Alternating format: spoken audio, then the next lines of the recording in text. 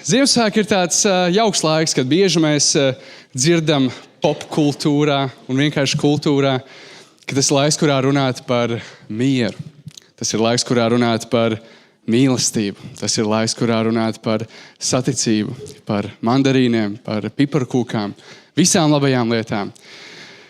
Tāpēc tikai ļoti loģiski, ka mēs šodien runāsim par cīņu. Un cik tematiska bija liecība, cik tematiska bija šī pēdējā dziesma, ko mēs dziedājām, mēs šodien domāsim tiešām par cīņu.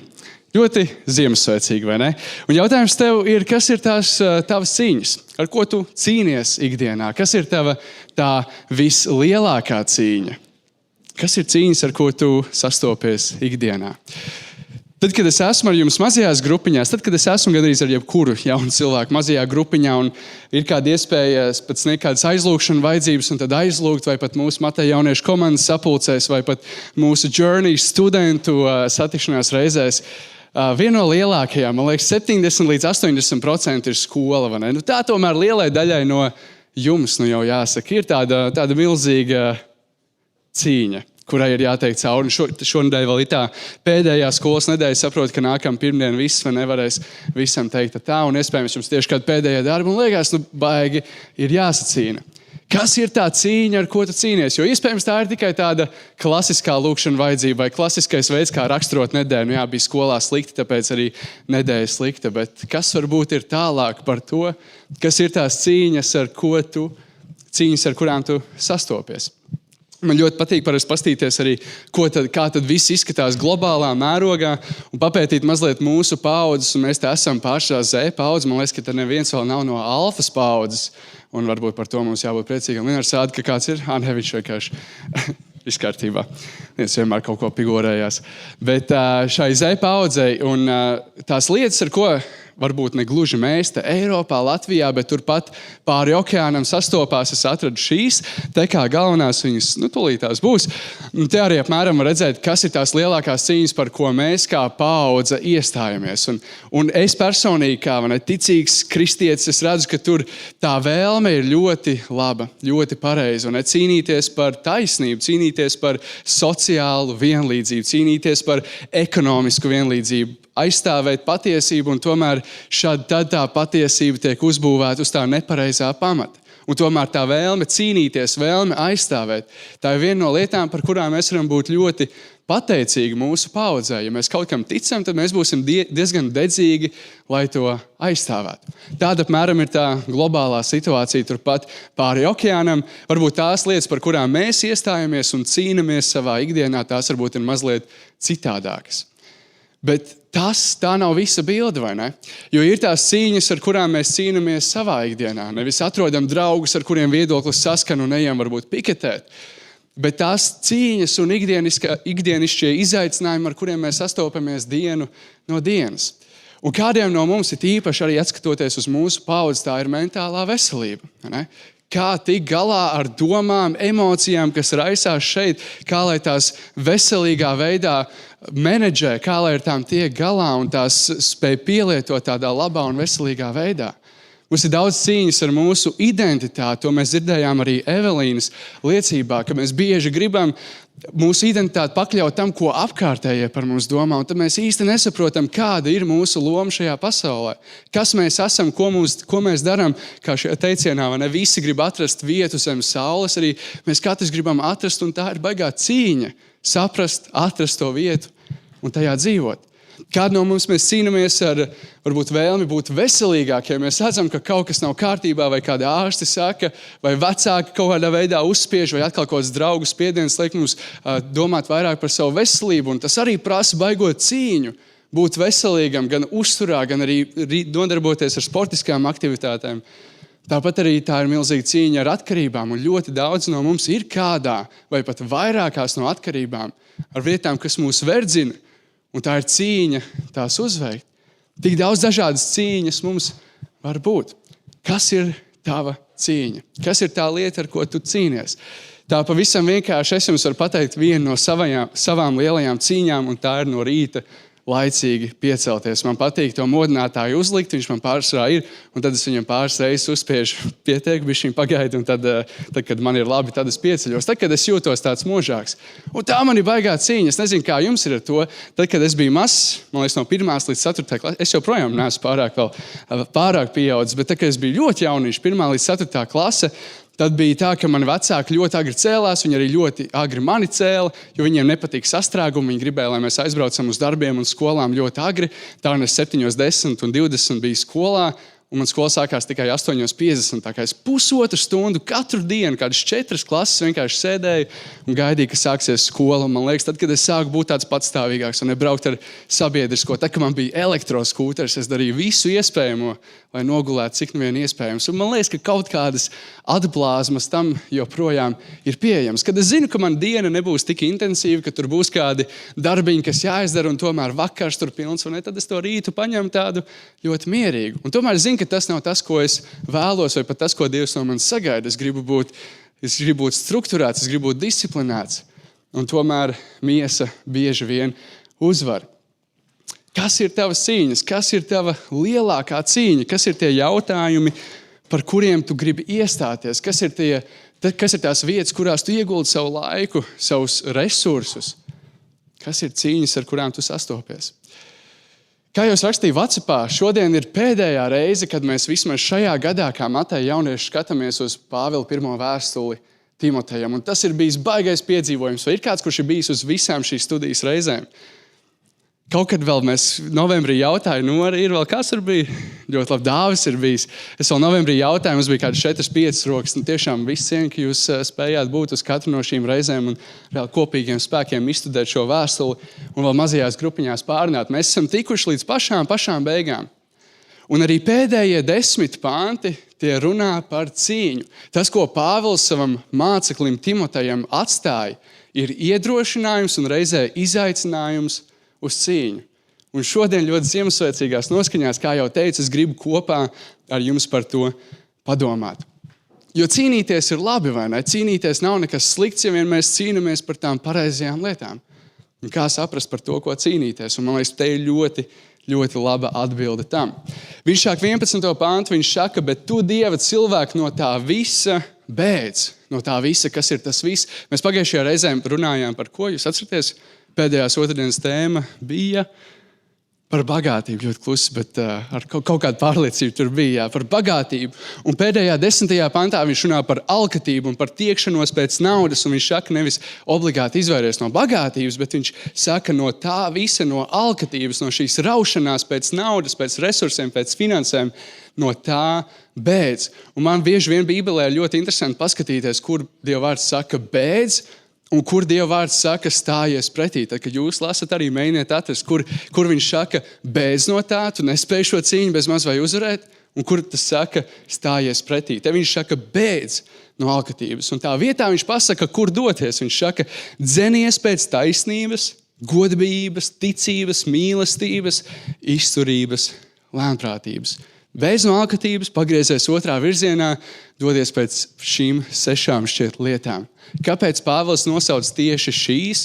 Gara auglī viņš min 9 šīs raksturiezīmes. Ļoti interesanti domāt, kāpēc Pāvils minēja tieši šīs, bet viņš minēja šīs. Un tad ir šīs raksturvietas, manuprāt, tā kulminācija, uz ko mēs arī pasēdēsim kādu ilgāku laiku. Un viņš saka, cīnies labot ticības cīņu. Turi cieši mūžīgo dzīvību. Uz ko tu esi aicināts? Apliecinādams savu labo atzīšanas liecību daudzu liecinieku priekšā. Es piekodinu tev Dievu priekšā, kas visu dara dzīvu, un Kristus Jēzus priekšā, kas sniedzis labo atzīšanas liecību, Poncija Pilāta priekšā, stingri ievērot šo pavēli, lai tā netiktu aptraipīta un nopelta, līdz atklāsies mūsu kungs Jēzus Kristus. Tātad līdz mēs sastopam Jēzu Kristu vaigā, tā ir tā stingrā pavēle mums. Un man baigi grūti teikt, ko kontekstā Pāvils domā, vai tas ir tikai tas, ko viņš saka šajos pēdējos pantos par labās ticības cīņas cīnīšanu, vai par kaut ko vēl, vai varbūt par visu šo vēstuli, bet viņš velta šos vārdus, stingra pavēle, līdz atklāsies mūsu kungs Jēzus Kristus. Viņu, tātad Jēzu laikiem pienākot, rādīs svētlaimīgais un vienīgais varenais ķēniņš un valdnieku valdnieks. Vienīgais, kam ir nemirstība, kas mīt nesasniedzamā gaismā, viņu neviens cilvēks nav redzējis, nedz spējis pat uzlūkot, viņam vienīgajam mūžīgs gods un vara. Āmen.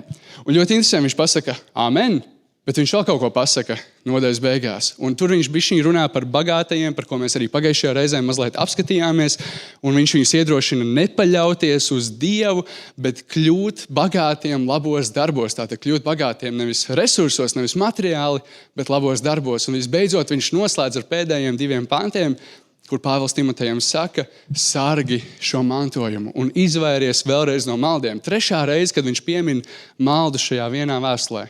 Viņš saka, sargi šo mantojumu un izvairies no maldiem.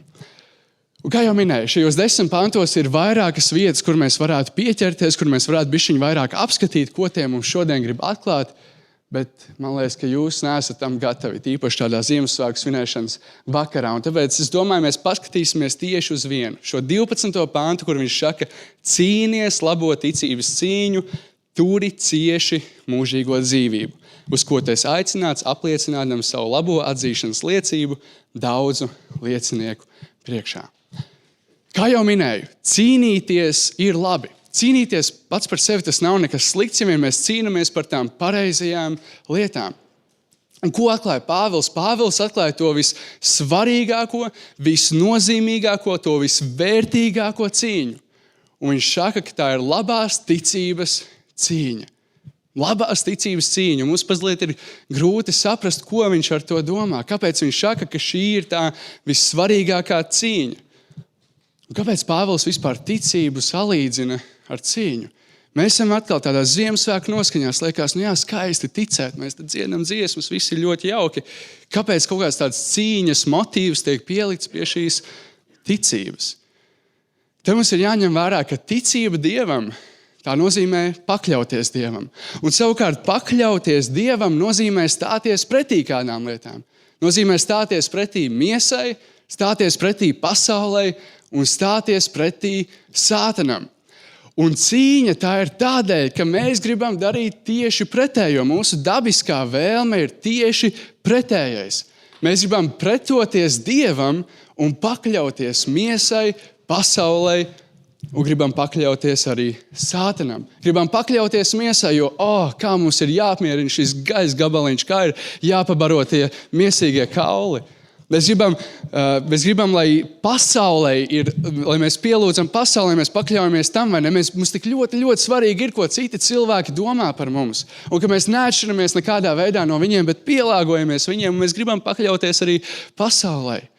Un nemaz nemanot, mēs pakļaujamies sātanam, kurš, protams, ir tas, kurš dažādus kārdinājumus un slazdus izliek, un mēs tajos iekrītam. Ticība Dievam nozīmē pakļauties Dievam, un savukārt pakļauties Dievam nozīmē stāties pretī, cīnīties, izvairīties no miesas iegribām, no pasaules un no sātana. Bet tā mūsu vēlme ir gluži otrāda. Pretoties Dievam un pakļauties miesai, pakļauties pasaulē un pakļauties sātanam. Un šīs tēmas, varētu teikt, brālēnu, mēs apskatījām pirms pāris nedēļām. Diezgan jau daudz nedēļām. Tas bija novembra sākumā. 4. nodaļas sākumā mēs runājām par kaut ko ļoti līdzīgu. Mēs runājām par dievišķiem treniņiem, kur Pāvils saka, vingrini sevi dievbībā. Viņš saka, miesīgā vingrināšanās visai maznodrīgi, vingrini sevi dievbībā. Ļoti skaisti, ļoti cēli. Mēs domājām par šīm garīgajām disciplīnām. Un liekas, ka šīs tēmas savā veidā ir saistītas, jo šeit viņš arī saka, cīnies labo ticības cīņu. Un tomēr, ko mēs atradām tajā reizē, kad mēs runājām par 4. nodaļas sākumu, kad mēs runājām par šiem dievišķajiem treniņiem? Pāvils atklāja, ka tas fokus, tā motivācija, tas iemesls, kādēļ garīgajām disciplīnām un dievišķiem darbiem ir tikpat svarīgs kā šīs disciplīnas un šie darbi. Fokus, iemesls, kāpēc, motivācija garīgajām disciplīnām un garīgiem darbiem tikpat svarīgs kā pašas disciplīnas un paši darbi. Un tas, ko es toreiz aizmirsu pieminēt, un tā ir ļoti, ļoti svarīga doma, it īpaši šajā kontekstā par darbiem, kas iznāk, labiem darbiem, par dievišķiem treniņiem, par garīgām disciplīnām, ir, ka garīgās disciplīnas bez disciplīnas novad garīgā depresijā. Un garīgās disciplīnas bez fokusa novad garīgā depresijā. Jā, ja nebūs disciplīna, ja nebūs kaut kāda regularitāte, mēs kaut kādā mirklī nebūsim vairs tajā savienotībā ar Dievu. Sajutīsimies tukši un visticamāk arī tās attiecības būs uz kaut kāda nepareiza ceļa, šaura ceļa, kur tā Dieva klātbūtne vairs nebūs piedzīvojama, reāli un arī sajūtama. Bet arī garīgās disciplīnas bez fokusa, bez tās pareizās motivācijas, bez tā pareizā kāpēc, arī tas noved garīgā depresijā. Jo mēs kaut ko varam darīt mehāniski no laika uz laiku, no dienas uz dienu, no stundas uz stundu. Un ja fokus nav pareizs, ja motivācija zem tā nav pareiza, arī mēs varam atrapties garīgā depresijā. Un tas jautājums ir, kādai tad ir jābūt motivācijai? Un toreiz mēs redzējām, motivācijai ir jābūt pielūgsmai. Un es to nedomāju tagad, ka mēs dziedam dziesmas, jo tas ir viens no veidiem, kā mēs varam pielūgt Dievu. Jo kas ir pielūgsme? Pielūgsme ir attieksme. Attieksme pret kaut ko, tā ir attieksme, un tā ir cienoša, pateicības pilna attieksme, un šajā gadījumā pret Dievu. Tā ir pielūgsme, tas ir tas, kā mēs uz viņu skatāmies. Tā ir pateicība par to, ka viņš mūs ir radījis, par to, ka viņš mūs ir glābis un par to, ka viņš mūs ir svētījis. Un ja tā nav tā mana dabiskā reakcija uz Dievu, tad man ir jāapstājās, man ir jāiepauzē, man ir iespējams jāiepauzē šie dievišķie treniņi, man ir jāiepauzē šī labās ticības cīņas cīnīšana. Jāapstājās un jāpadomā, varbūt jāpieraksta, ko Dievs ir darījis, kāds viņš ir bijis man, kāds viņš ir bijis citiem, kāds viņš atklājās vārdā. Un no jauna jāatrod šī motivācija viņu pielūgt. Motivācija būt pielūgsmē. Lai man gribētos, lai neviens man nevarētu atturēt no tā, ka es gribu cīnīties labo ticības cīņu. Citiem vārdiem, lai tas fokus, lai tā motivācija, lai tas kāpēc būtu tas īstais. Un pie tam šajos pantos pats Pāvils atgādina Timotejam kaut ko ļoti, ļoti svarīgu. Mēs dziedājām dziesmā, šī cīņa pieder tev. Un tik bieži mēs domājam, ka šī cīņa ir jāizcīna mums, jo mēs esam ļoti tādi patstāvīgi cilvēki. Ir īpaši tagad, vai neliekas, mēs varam savienoties ar citiem caur sociālajiem tīkliem arvien vairāk, un tomēr mēs esam kļuvuši daudz individualistiskāki kā jebkad. Bet Pāvils saka, es piekodinu tev Dieva priekšā, kas visu dara dzīvu. Viņš varēja nepateikt šo otro frāzi, viņš varēja pateikt, es tev vienkārši piekodinu Dievu priekšā, bet viņš saka, kas visu dara dzīvu. Lai Timotejam atgādinātu, ka tas nav viņš, kas spēj paveikt lietas, tas nav viņš, kurš spēj cīnīties labo ticības cīņu. Tas ir Dievs, kas dara dzīvu. Un tā ir tā patiesība jau no paša sākuma, ka Tēvs ir radījis. Tēvs ir radījis mūs caur viņa iepūšanu nāsīs dzīvību, cilvēks tāpa par dzīvu būtni. Tā ir patiesība arī dēlā, caur dēlu mēs tiekam darīti dzīvi. Mēs, kas bijām miruši, mēs, kas bijām nošķirti no Dieva caur viņa nākšanu pasaulē, caur viņa nāvi pie krusta, caur viņa samaksāšanu par mūsu ļaunajiem darbiem, mēs topam darīt dzīvi. Caur Tēvu tiek dot dzīvību, caur dēlu tiek dot dzīvību, un tieši tāpat caur Svēto garu. Ko Jēzus apsola ikvienam ticīgajam, arī šodien mēs topam darīti dzīvi. Mēs tiekam šķīstīti. Ir šis process, ko sauc par svētapšanu, kas notiek caur Svētā gara darbu. Tēvs dara dzīvu, dēls dara dzīvu, un tāpat arī Svētais gars dara dzīvu. Es piekodinu tev Dievu priekšā, kas visu dara dzīvu. Tā nav cīņa, ko es spēju izcīnīt. Tā ir cīņa, ko tikai viņš, Dievs, spēja darīt. Un man tas liekas fascinējoši, ka Jēzus mums dod šo garu. Un mēs lasām 1. gadsimta kristiešu, mēs lasām apostoļus, un mēs redzam, kā draudze veidojās, kā viņa būvējās, kā evaņģēlijs izplatījās pa visām valstīm. Un mūsos šodien ir tas pats gars. Iespējams, viņš darbojās citādākos veidos, bet mūsos ir tas pats svētais gars, kurš toreiz cēla un veidoja draudzi. Un tāpēc, man liekas, tā pamudinājums ir skaidrs nepaļauties uz sevi. Šīs cīņas uzticēt Dievam. Un Pāvils min pēdējo lietu, ko arī gribu vēlreiz jums atgādināt. Arī par šo esmu runājis daudz. Viņš saka, cīnies labo ticības cīņu, bet viņš saka arī turi cieši mūžīgo dzīvību. Es arī pagājušo nedēļu runāju par šo tēmu, un man šī tēma jau kādus 2 mēnešus ir ļoti, ļoti tuvu sirdī. Jo, kā es minēju, mēs jaunieši, mēs nedomājam pārāk tālu, vai ne? Mums patīk dzīvot diezgan ļoti šodienā. Izdarīt tos lēmumus varbūt pat rītdienai, bet ne tālāk. Mēs neesam tik ļoti tālredzīgi. Un bieži vien šī tūredzība, šī dzīvošana mirklī, kas ir tik ļoti populāra, tā noved mūs pie tā, ka mūsu acis, mūsu skatiens aiztušais prom no mūžības. Bet tas ir visas Bībeles, visa Dieva vārda, visa evaņģēlija centrālā vēsts. Būt atjaunotās attiecībās ar Tēvu, kas grēka dēļ bija sašķeltas. Mūsu tūredzība bieži vien ir lielākais kavēklis, kādēļ mums nesanāk cīnīties šo labo ticības cīņu. Mēs neredzam mūžību, vai mēs aizmirstam par mūžību savā kontekstā un arī citu kontekstā. Tā ir Dieva vārda evaņģēlija vislielākā un galvenākā vēsts. Atjaunotas attiecības ar Tēvu, kas grēka dēļ bija salauztas. Nebija tā diezgan ziemassvētīgi, vai ne?